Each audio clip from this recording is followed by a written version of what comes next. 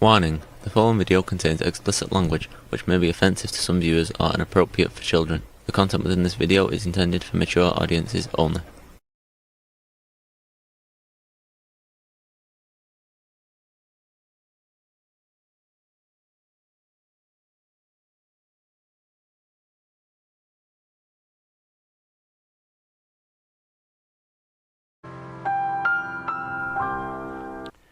Hello and welcome to this video.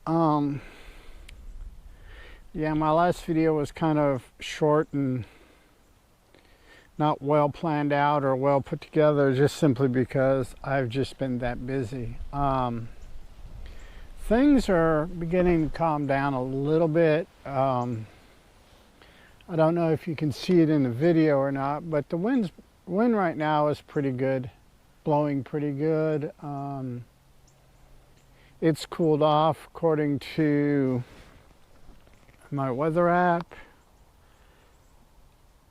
Yeah, we're looking at a nice cool 102 degrees. So, you know, got the wind. It feels good. Now,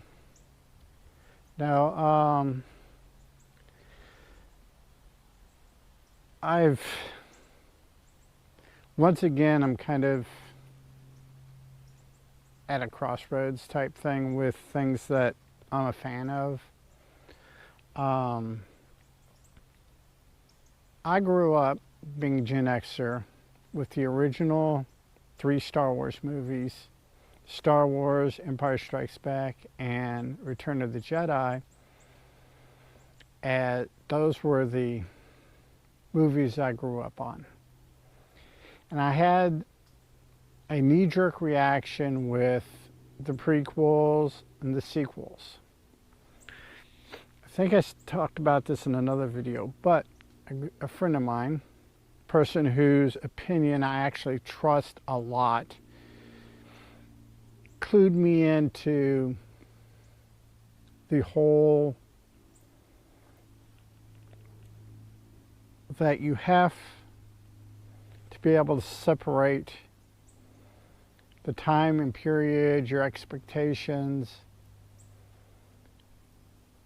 and kind of make your headcanon for whatever fandom flexible enough when the creators or whoever holds the license for it creates stuff or does stuff that you weren't expecting. The reason why I bring this up is Tuesday, the 22nd, Disney premiered the Ahsoka show, which is, if you're not a Star Wars fan, that doesn't mean a whole lot. But if you are a Star Wars fan and you've watched the animated, the movies, the live action TV shows, you know what I'm talking about. But I'm simply using the Star Wars as an example, but it also applies to just about any other fandom. You have the people that can adjust, the people that won't adjust, the people that do adjust, then you have the all-out fringe. And that's kind of what's been bothering me. In the Ahsoka show so far, your 3 main protagonists are all female: Ahsoka, Hera Syndulla, Sabine Wren. And I've been seeing a lot of stuff online from the fringe of the fan base talking about, well, they're women, they all have vaginas, they can't be super, you know, they can't be, and which is a bunch of bullshit. Any happily married man to tell you that that's bullshit, because having a female or having somebody you love regardless of gender, but for dealing with this fringe element, I'm going to base it on a heteronormative relationship, simply because the people in the fringe don't understand anything else. They don't, their brains are concrete. They're not flexible, they're not open. So we're going to look at this from, like I said, a heteronormative point of view, but you can go back. Hopefully I can make this where you can go back at any point and insert a particular orientation, gender, what have you. I mean, and that is my goal. My goal is not to be exclusively heteronormative. It's just easier to relate and explain these fringe outliers of the fandom. And you'll have them in every fandom. But these people saying that you can't have 3 women or 3 females as protagonists just baffles my mind, especially in this day and age where we have so many accomplished women in real life. Going all the way back to Madame Curie, Susan B. Anthony, and the list just keeps going on. So, you know, we've got these accomplished females. We've got accomplished female astronauts. We've got accomplished female lawyers. We've got accomplished female, just about everything, athletes. The U.S. women's soccer team, for one. But these people just get so wrapped up in this. You have to have a man. You have to have a penis to be the hero. You don't. As much as I would love to see them bring in character Zeb from the original animated Rebels, he's really not that necessary. You've got the 3 females. You've got a female Togruta, a female Twi'lek, and a female human. You really got a good trinity there. You've got good actresses playing each of the roles, so that in itself. You get 3 accomplished female actresses playing the respective roles, even if 2 of them are alien to us. That's another thing we very seldom think about, is we think of in terms of alien to us. What's our relation to them? We're alien to them.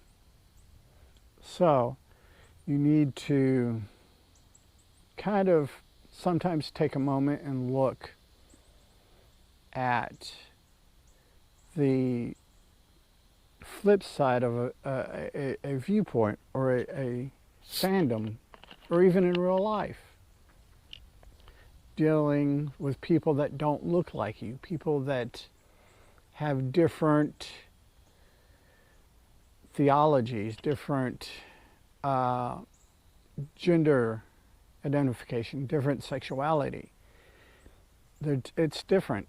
Doesn't mean it's bad, doesn't mean it's evil, it just means it's different. And that's why science fiction to me is such a great teacher, is because it takes things out of the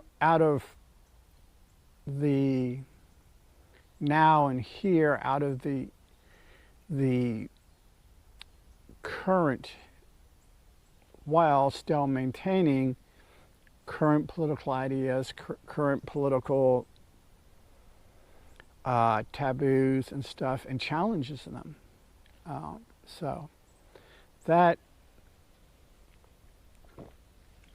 in and of itself is, in my opinion, worth it. Growing up, the book Stranger in a Strange Land by Robert Heinlein taught me a lot about accepting and not immediately judging. In fact, I'm at the point in my life now where I relate more to the character of Jubal Herschel. Where I was younger, there are other characters that I related to. Michael Valentine, There's a reporter, investigative reporter, and I can't think of his name at this point, but all these different characters in this book,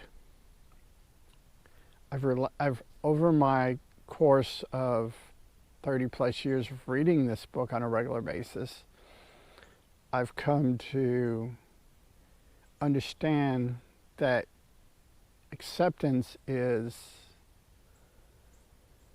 more and more crucial, especially as our world shrinks. I probably won't live to see it, but at some point our galaxy is going to shrink. Then our universe is going to shrink. As this happens, we have to let go of the prohibitions, the taboos, the whatever ism, racism, sexism, whatever ism that has a negative, that's negative, we need to start letting go of those. And I'm not saying that you need to forego your own beliefs, but you have to understand that they're there and you're gonna have to deal with them. You're gonna have to be civil, you're gonna have to be accepting. That's the only way to keep from making a lot of people unalive. But that is what it is, and that's kind of one of the things that's just kind of been irritating me about some of the stuff online, is that people got this real narrow worldview, society view, whatever, and they're unwilling to be accepting. They have to be, my way is the only way type mentality. We have to abandon that. But like I was saying, you have this in real life, you have this in different fandoms, everything from Stargate, Babylon 5. If there's a fandom for it, you've got these fringe, outdated, unthinking people that if they just take a minute and stop what they're doing, that they could better themselves and better the world around them. Like I said, that's just something, and it's something I had to learn. Like I said, a good friend of mine,